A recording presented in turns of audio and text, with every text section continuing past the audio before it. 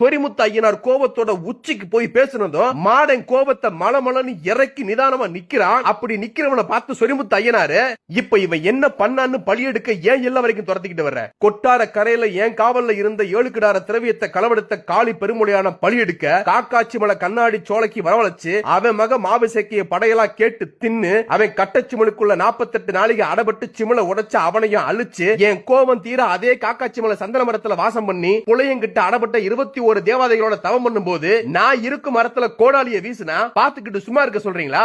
சரி, நீ ஏன் அந்த மரத்தை வெட்ட போன? ஐயனே, திருச்செந்தூர் கோவில் கொடிமரத்துக்காக மரத்தை வெட்ட வந்தனே தவிர மாடனோட தவத்தை கலைக்கிற நோக்கத்துல நான் வரல. அவன் ஒண்ணு தப்பான காரியத்துக்கு வரலையடா, முருகனுக்கு கொடிமரம் வெட்டத்தானே வந்திருக்கான். அதுக்கு நான் இருக்கிற மரம் தான் கிடைச்சிச்சா? இங்க வர்றா மாடா, உனக்கு இடம் வேணுமா மரம் வேணுமா?